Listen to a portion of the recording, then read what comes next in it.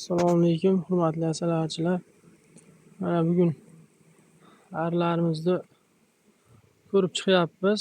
Xudoga shukr, ishlashi yaxshi. Arlar asal sezonga tayyor mana. Karnika peshest.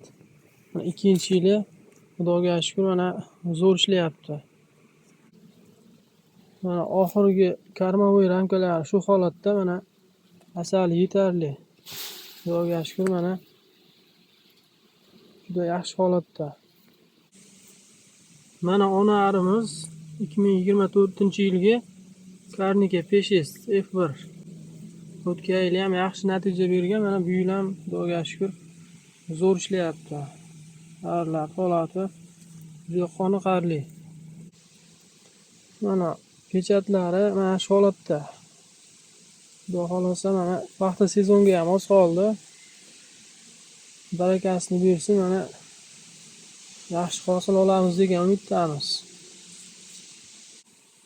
Mana keyingi pechatli ramkalari yangi arra chiqib kelyapti, orqasidan bir tekisa tuxum qo'yib ketyapti.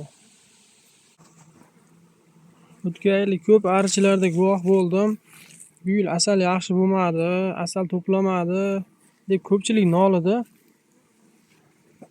Uni sababini bilish kerak-da. Odam nolimasdan arini agar kuchli ushlansa, har qanday holatda shirani yig'adi. Bular arlar bu asal yig'magan ari yo ona sifatsiz yo o'ta kuchi kam oila hisoblanadi-da. U agar yetarli kuchda bo'lsa, mana hozir iyun oyini 6-sanasida turgan bo'lsak, mana shu 7-8 ramka, 10 ramka atrofida arlar bo'lsa, 6-7 ta urug'li ramka bilan shu arlar sezonda yaxshigina asal yig'ishi mumkin.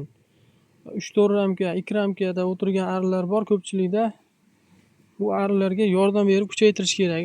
Agar yordam berilmasa, u arlar yo rostmana bir kuchli oila bo'la olmaydi, yo asal yig'a olmaydi. Oqibatda asal kam bo'ladi, yana o'tgan yilgi holat bo'ladi. Asal kelmadi, arlar yig'madi. Unaqa deyishdan oldin avval oilani yaxshi tayyorlash kerak.